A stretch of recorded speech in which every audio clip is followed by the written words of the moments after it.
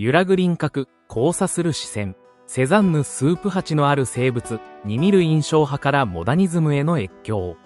ポール・セザンヌのスープ鉢のある生物。1877年頃は彼の画業におけるある種の移行期を体現する作品である。それは単なる生物画ではない。この作品は印象派の技法を一時的に受容しながらも、すでに後年の構成的な画面構築へとつながる独自のビジョンを内包しており、まさに近代絵画の形成仕様一枚の画面に封じ込めたような意欲作である。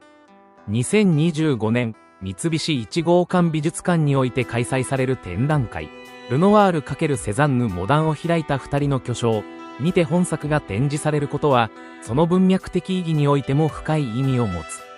ルノワールが柔らかな輪郭と芳醇な色彩で感覚の喜びを追求したのに対し、セザンヌは自然を円筒、球、円錐で処理するという言葉通り、理知と構築によって自然を再現しようとした。だが、スープ鉢のある生物においては、まさにその両者が交差する地点、すなわち印象派の色彩とセザンヌ的構造の間に横たわる境界領域が静かな緊張感とともに立ち上がっている。1870年代半ばのセザンヌはカミーユ・ピサロとの親密な交流の中で印象派の色彩技法を積極的に取り入れていた。ピサロはこの時期、セザンヌにとって実質的な師ともいえる存在であり、パリから距離を置いたポントワーズでの共同制作はセザンヌにとって決定的な転機となった。本作、スープ鉢のある生物にもピサロからの技術的な影響が随所に認められる。とりわけ光の反射や物質の表面における色彩の移ろいを捉えるための細やかで点描に近い筆使いは注目に値する。それはまさに印象派的な技法であり、画面全体に明度の高いトーンを与えるとともに光の広がりを感じさせる空気感を生んでいる。この印象派的アプローチは色彩を主軸とするルノワールとも一部通じ合うものだが、決定的に異なるのはその絵画的目的である。ルノワールが光と色の感覚的な歌を書こうとしたのに対し、セザンヌはこの筆色をもって物体の継承性と構造の実在性を表現しようとしたのである。つまりセザンヌは印象派の技術を借りつつ、それを感覚の描写ではなく知覚の構築へと昇華させようと試みていたのだ。画面左側、壁にかけられた一枚の風景画が見る者に印象深い感覚を与える。この書き込まれた絵画はピサロの地蔵通りガリアン神父の家。1873年、個人蔵と同一であることが研究によって判明しており、それはまたピサロが描いたポール・セザンヌの肖像。1874年、ナショナルギャラリー、ロンドンの背景にも現れている。この事実は単なる装飾的引用以上の意味を持っている。それはセザンヌとピサロとの密接な芸術的対話の痕跡であり、また絵の中に絵があるという構造が絵画空間にメタ視点を導入する試みとして機能している。この風景画の存在は生物というジャンルに時間性と記憶の層を加える役割を果たしている。つまりスープ鉢のある生物は視覚的対象の単なる配列ではなく、セザンヌとピサロ、さらには自画像的要素までも含んだ詩的な美術史の地層を含む多層的画面なのである。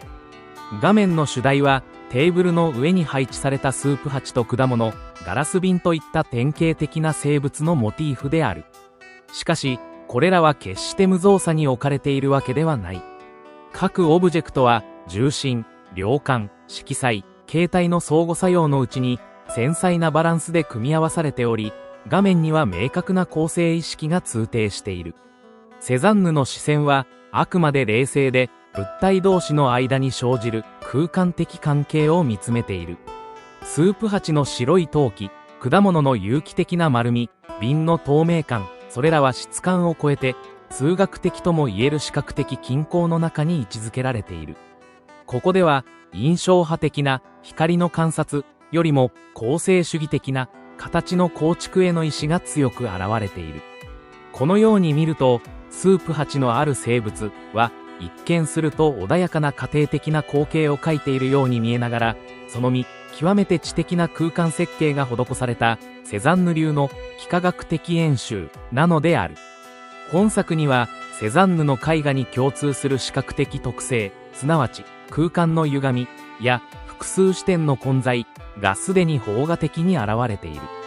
テーブルの傾き、瓶や果物のわずかな歪み、壁と床の境界の曖昧さ、こうした要素は古典的な遠近法に従えば破綻とみなされるだろうが、セザンヌにとってそれは絵画空間を刷新するための必然的手段であった。物体の全体像を一視点で把握するのではなく、視覚が動くことによって得られる複数の角度を統合する。この視覚のパッチワーク的処理は、まさに後のキュビスムへの道筋を切り開く契機となるものである。ここにおいて重要なのは、セザンヌが見るとは何かを根本的に問い直しているという点だ。彼にとって目は単なるカメラではなく、時間と記憶、空間と重力を伴って対象と関わる存在である。こうしてスープ鉢のある生物はセザンヌ的見ることの哲学の実験場となる。本展におけるルノワールとの対比もまたスープ鉢のある生物を読み解く上で重要な視点を提供する。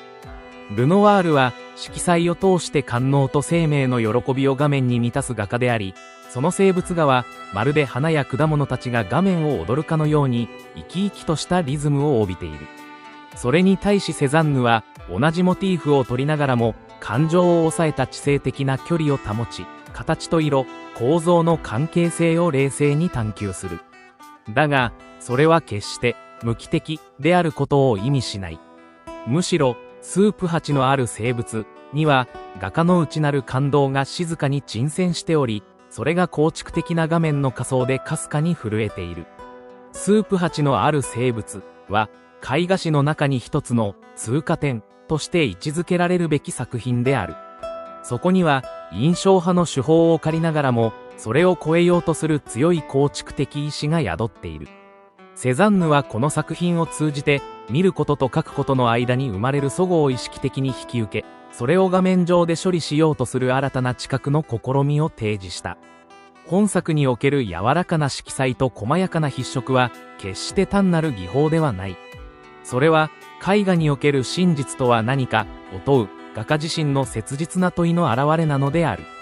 セザンヌが目指したのは外面的な華やかさや感覚の満足ではなく、存在の真理を画面に封じ込めることだった。生物という限られたジャンルの中で、彼は世界の秩序と視覚の革新を追い求めた。その真摯な鋭意の一端が、スープ鉢のある生物という小さな画面に静かにしかし確実に刻まれている。